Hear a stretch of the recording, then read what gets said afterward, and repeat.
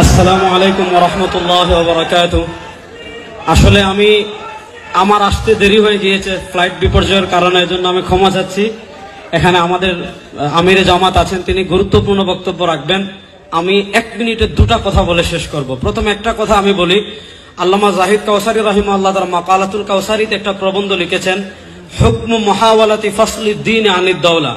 অর্থাৎ কামাল পাশার কথা বলেন, আহমদ কামাল আতাতুর্ক কামাল পাশার কথা বলেন, জামাল আব্দুল নাসেরের কথা বলেন, যারা সেকুলারিজমের দিকে ধাবিত হয়েছিল অথবা আরবি জাতীয়তাবাদের দিকে ধাবিত হয়েছিল, তারা তৎকালীন যুগে ইউরোপকে দেখেছে। ইউরোপ যখন ধর্ম থেকে রাষ্ট্রকে আলাদা করেছে, ইউরোপটা কিছুটা এগিয়ে গিয়েছে। এটার কারণে তারা প্রভাবিত হয়।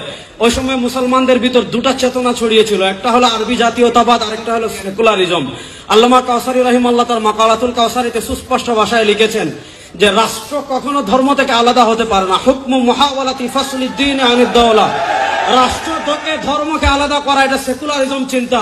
এমন চিন্তা কোন মুসলমান ভূখণ্ডে কোন মুসলমান যদি লালন করে, তার ঈমান থাকবে না। আমি শুধু আপনাদেরকে একটা কথা বলি, 52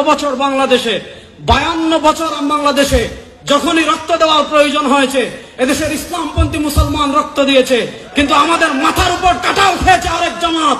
আমরা দেখেছি সব সময় আমরা রক্ত দেই, ক্ষমতায় যায় আরেক দল, কাঁঠাল খায় আরেক দল। আমরা পরিষ্কার ভাষায় বলি, 2024-এর জুলাই আগস্টে যে গণ অভ্যুত্থান হয়েছে, এই গণ অভ্যুত্থানে কোনো সহভাগী রক্ত দেয় নাই, এই গণ অভ্যুত্থানে কোনো রাম রক্ত দেয় নাই, এই গণ অভ্যুত্থানে কোনো বাম রক্ত দেয় নাই, এই অভ্যুত্থানে রক্ত দিয়েছে আবু সাইদ, মুগ্ধ, তাহমিদেরা। সুতরাং এবার বাংলাদেশে আর আমরা মানুষের কোন তন্ত্রমন্ত্রকে দেখতে চাই না, বাংলার রাষ্ট্র ক্ষমতায় আমরা ইসলামকে দেখতে চাই।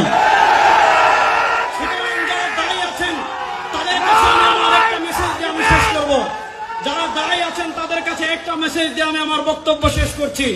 আমাদের ভিতর আকীদাগত ইখতিলাফ থাকতে পারে, আছে, কিয়ামত পর্যন্ত থাকবে।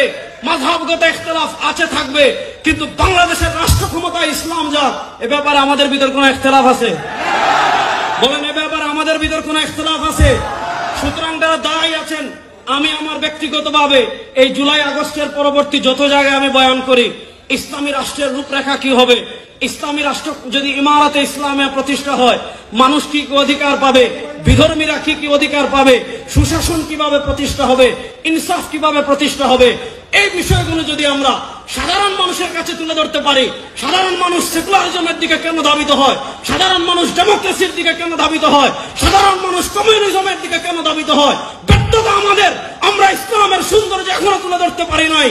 আমি সবাইকে অনুরোধ করব, আগামী 1 বছর আমরা যেখানে কথা বলবো, ইসলামী রাষ্ট্রের রূপরেখা তুলে ধরবো।